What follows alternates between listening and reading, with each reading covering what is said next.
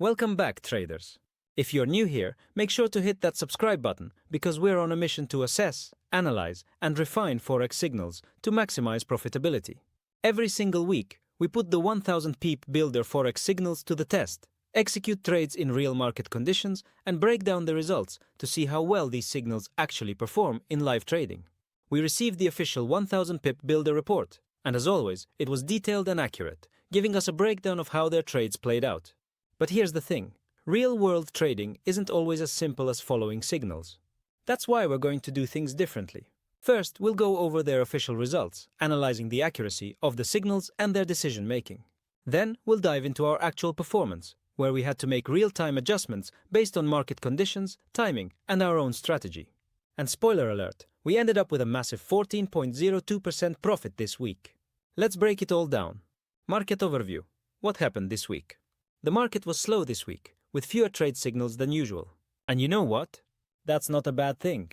The 1000 Pip Builder team takes a high probability trading approach, which means they don't just throw out random signals. Instead, they wait for quality setups, focusing on trades that have the best chance of success. Now that meant we had fewer trades to work with, but those we did get were well thought out.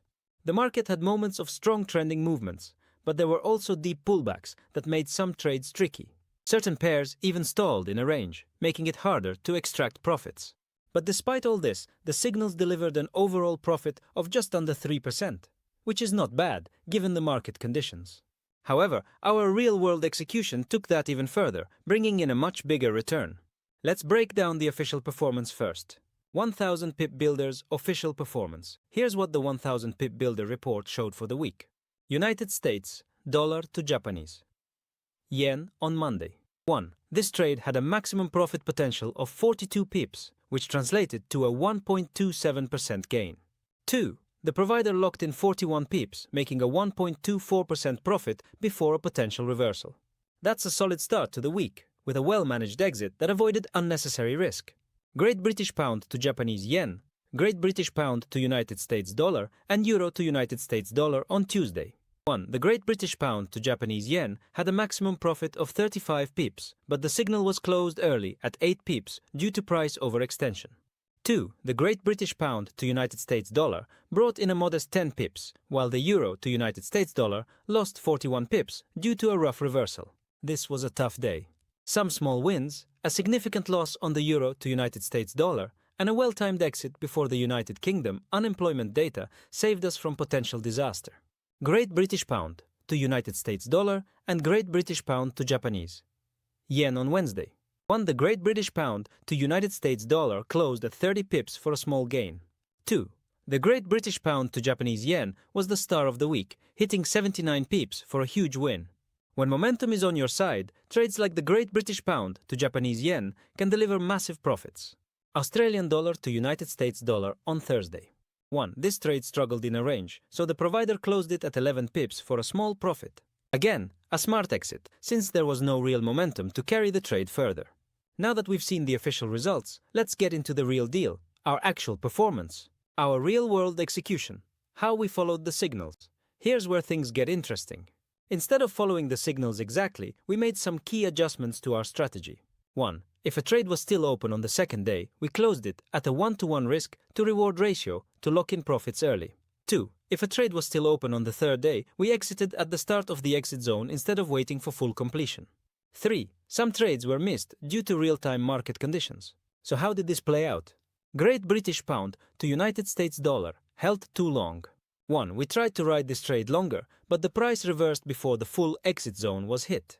2. Result: 5.62% loss, a tough lesson in knowing when to exit. Great British Pound to Japanese Yen. Closed at 1-to-1, risk to reward. 1. We secured a massive 67.13% profit because we locked in gains early. 2. Biggest win of the week. Euro to United States Dollar. Closed at exit zone start.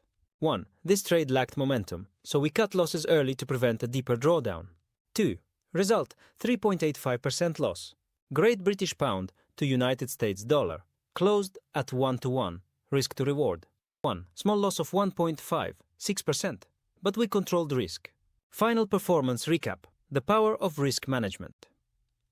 By modifying our execution strategy, We turned the 3% profit from the signals into an incredible 14.02% gain. Here's why this worked. 1. One big win can cover multiple small losses. 1. The 67% profit from the Great British Pound to Japanese yen trade outweighed the small losses. 2. Locking in profits early helps in uncertain markets. 2. Exiting at 1-to-1 risk to reward prevented unnecessary drawdowns. 3. Holding trades too long can be risky. 3. Some of our losses came from not exiting soon enough. So, what does this mean for next week? Looking ahead, our plan for next week, the market is expected to be slow next week, with limited price movement and few major economic events. That means we need to 1. Stick to the 1-to-1 risk to reward exit strategy to lock in profits before reversals. 2. Be more cautious with Great British Pound pairs, since they can be unpredictable around news events. 3. Prioritize strong momentum trades and avoid range-bound setups. Final thoughts. Did our strategy work? This week was proof that discipline and adaptability lead to success. By adjusting our exits, we turned a solid trading strategy into a huge weekly profit. Now, we want to hear from you. Do you think our 1-to-1 exit strategy is the best approach? Or should we wait for the full exit zone? Drop your thoughts in the comments below. And if you enjoyed this breakdown, make sure to subscribe for more weekly Forex reviews, live trading insights, and real-world analysis. Let's keep growing and winning together. See you in the next video.